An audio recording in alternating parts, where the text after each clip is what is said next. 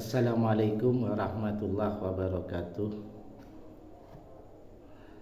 Alhamdulillah, Bapak Ibu yang saya hormati, berjumpa kembali dalam kajian subuh Yayasan Pendidikan As-Salam, Jalan Merpati nomor 4 Sampang, Madura. Hari ini Ahad 30 November 2025. Tema pada pagi hari ini adalah niatkan semua aktivitas kita semata-mata karena Allah. Bapak Ibu yang saya hormati, di dalam kehidupan dunia ini pada akhirnya suatu ketika nanti kita akan menghadap Allah.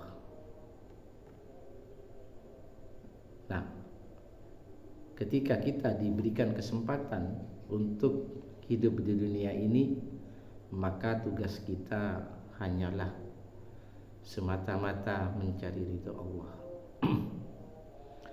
Kita menjalankan semua perintah Allah itu karena kita ingin mencari ridhonya. Kita meninggalkan semua apa yang dilarang oleh Allah karena kita mencintai Allah dan berusaha mencari keridhoannya. Hal ini penting kita lakukan agar apa yang kita kerjakan di dunia ini bermakna. Apa yang kita kerjakan di dunia ini nanti bisa kita bawa ke akhirat. Sebab kehidupan dunia ini tidak akan berlangsung lama, dan kehidupan di dunia ini bukan tujuan yang kita inginkan, tapi tujuan yang kita inginkan adalah kehidupan akhirat. Namun demikian, kehidupan dunia ini memberikan pengaruh besar bagi kita. Apakah kita nanti akan hidup senang di akhirat? Apakah kita akan hidup susah di akhirat? Oleh sebab itu, Bapak Ibu, salah satu yang terpenting yang mempengaruhi kita ya untuk kehidupan yang berkelanjutan, mari kita niatkan segala bentuk aktivitas kita hanya karena Allah. Sebetulnya kalau ini dilakukan, maka betapa indahnya hidup ini. Kita bekerja mencari nafkah, kita niatkan karena ibadah, semata-mata karena Allah. Kita bekerja di kantoran ya, mencari nafkah untuk anak istri, itu juga semata-mata karena Allah. Kita juga melakukan kegiatan di rumah, membantu istri, membantu suami, ya, mengasuh anak-anak kita semata-mata karena Allah. Kita melaksanakan sholat 5 waktu secara istiqomah semata-mata karena kepingin ya, kita ini disayang oleh Allah. Allah ridho sama kita. Kita melakukan sholat malam walaupun kita ngantuk, karena kita kepingin dicintai Allah. Kita melakukan sholat duha, kita kepingin juga dicintai oleh Allah. Artinya apa? Segala bentuk aspek kehidupan aktivitas kita, mulai dari yang kecil sampai yang besar, mulai dari yang sederhana sampai yang rumit, itu semata-mata dalam rangka mencari keridhaan Allah, tidak untuk yang lain. Tidak, bukan karena supaya dilihat oleh orang lain, supaya dinilai oleh pimpinan, supaya dinilai rajin oleh masyarakat, atau tujuan kita adalah supaya kita dipandang orang yang baik, dipandang orang yang alim, atau dipandang orang yang dermawan, itu tidak ke sana.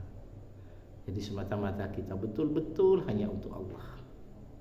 Nah, ini yang akan membawa kebaikan pada diri kita, baik kehidupan dunia maupun kehidupan akhirat. Mari kita lihat di dalam surat Hud surat 11 ayat 15. Allah berfirman, A'udzubillahi minasyaitonirrajim. Bismillahirrahmanirrahim. Man kana yuridul hayatad dunya wa zinataha. Barang siapa yang menghendaki kehidupan dunia dan perhiasannya, nuwaffi ilaihim a'malahum fiha, niscaya kami berikan kepada mereka balasan pekerjaan yang sempurna di dunia. Wa hum fiha la yubkhasun, dan mereka di dalamnya tidak akan dirugikan. Jadi manakala ada orang berusaha keras, bekerja keras siang dan malam, maka Allah akan memberinya hasil usahanya itu. Ketika ada orang bekerja dengan sungguh-sungguh terhadap pekerjaannya, maka hasilnya juga maksimal. Artinya Allah tidak memandang apakah orang itu istiqomah di dalam melaksanakan ibadah solat 5 waktu, apakah orang itu tidak rajin di dalam melaksanakan solat. Allah kasih semuanya. Makanya kita tidak heran Bapak Ibu, manakala ada orang yang rajin solatnya, istiqomah ibadahnya, tapi Allah mentakdirkan orang itu belum cukup ekonomi. Tapi ada orang yang biasa-biasa saja, bahkan katakanlah ada yang melanggar perintah Allah, tetapi orang itu diberikan rezeki yang lebih oleh Allah. Bahkan tidak hanya itu saja, orang yang non muslim saja, kalau berusaha sungguh-sungguh pasti Allah memberikan hasil. Makanya tidak sedikit dari mereka yang beragama di luar kita memiliki kekayaan yang luar biasa. Bapak Ibu yang saya hormati, namun demikian Allah Subhanahu wa taala itu memberikan perhatian khusus, membedakan dengan jelas Bapak Ibu, mana orang yang beriman atau meniatkan sesuatu karena Allah, atau tidak meniatkan aktivitasnya karena semata-mata mencari ridha Allah. Kita lihat di dalam ayat berikutnya di surat yang sama, surat Hud atau surat 11 ayat 16, Allah berfirman, Ulaika alladziina laisa lahum fil akhirati illan nar. Itulah orang-orang yang tidak memperoleh di akhirat kecuali neraka. Apa sebabnya? Karena semua yang dia kerjakan di dunia, mereka tidak menyebut nama Allah.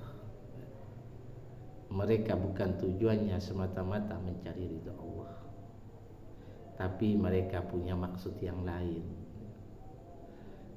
Bisa jadi mereka niatnya hanya tujuan dunia, atau tujuannya memperturutkan hawa nafsunya, atau tujuan yang lain. Wa habita ma sana'u fiha, dan lenyaplah atau dileburlah apa yang telah mereka usahakan itu di akhirat nanti. Wa batilu ma kanu ya'malun, dan sia-sialah apa yang telah mereka kerjakan. Jadi itu tadi Bapak Ibu, ketika seseorang itu segala aktivitasnya bukan karena semata-mata mencari ridha Allah, maka di mata Allah itu menjadi sia-sia, menjadi tidak berguna. Makanya Bapak Ibu, marilah kita di dunia ini ya, ketika kita diberikan kesempatan oleh Allah, niatkan semuanya itu semata-mata karena Allah. Apapun kondisi kita Bapak Ibu, apapun keadaan kita, apakah kita menjadi pejabat, menjadi orang biasa, menjadi orang kaya, menjadi orang miskin, menjadi orang terkenal, atau menjadi orang yang biasa, itu tidak masalah. Cuma bagaimana kita berjuang dengan sungguh-sungguh ya, bahwa segala apa yang kita lakukan semata-mata mencari ridho Allah. Nah, kalau sudah semata-mata mencari ridho Allah, tentunya semua itu dilandasi dengan pekerjaan yang halal. Semuanya dilandasi oleh pekerjaan yang tidak bermaksiat kepada Allah. Semuanya pekerjaan yang dilandasi dengan ketaatan kepada Allah. Tidak ada hal yang lain.